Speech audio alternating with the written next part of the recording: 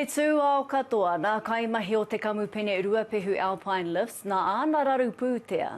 E whakapai ana ia nā te mahana o te hōtoke me te mate korona rātau i raru wai.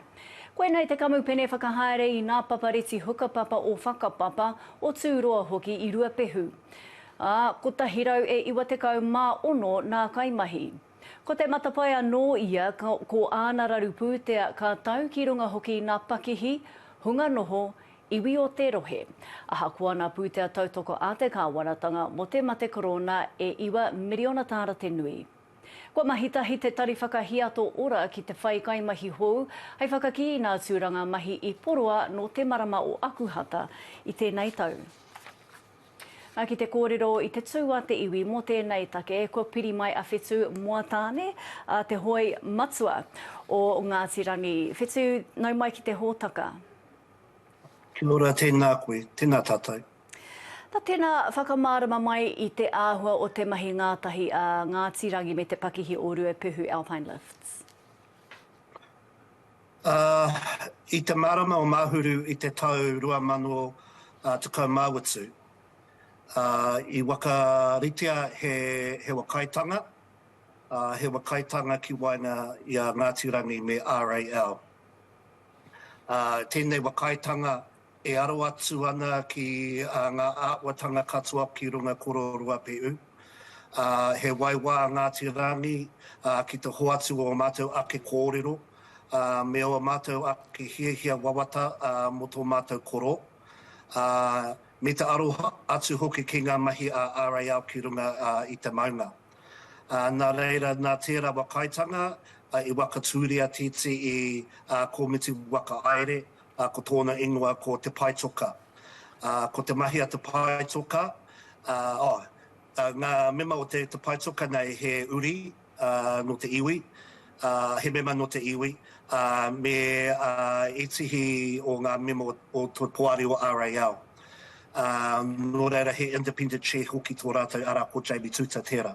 Okay. Ko te mahi a te paitoka nei, kia wai, kia u i ngā tikanga o Ngāti Rangi, kia ārihi hoki i ngā KPIs a RAL, me a rātou mahi ki runga a koro Ruapehu.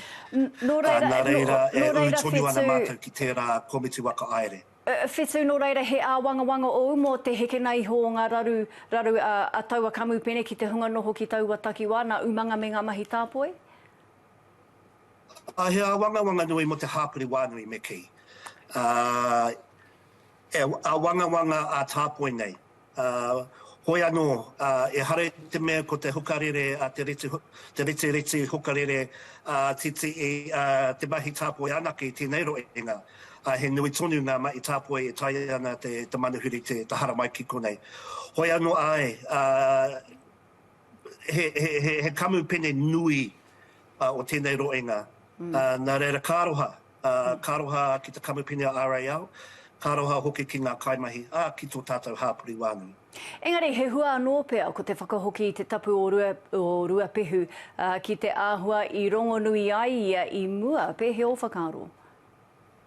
O koina te tino hehe o te iwi. Mai rano, tō mātou wawata kia hoki mai o mātou nei rautaki tai au, kia hoki a koro Ruapehu ki tōna Ruapehu-tanga. Nō reira, koina te mahi a te iwi. Kia pūpuri, kia u ki e rau ngā hehe a te iwi, kia hoki mai tōna tāwatanga. Ki tēnei, mō ngā uri wakatupu. Me hoko e Ngāti Rangi taua pakihi? Katahi nā te pātai e hoa. Me hoko Ngāti Rangi RAL, he kōrero anō tērā. Engari, ko tō mātou aronga i tēnei wā. Kei te mōhio hoki a RAL, kei te aro atu mātou ki tō mātou kreme, mo te Tongariro National Park. Nā reira mā tērā, koina te mahi nui mo te iwi, mō ngā iwi katoa tēnei roenga. Nā reira, hei tōna wāpia, ka wakaute tērā pātai. Ka pai, Whetu Moataane, hea o Ngāti Rangi tēnā koe. Tēnā koe, tēnā tātou.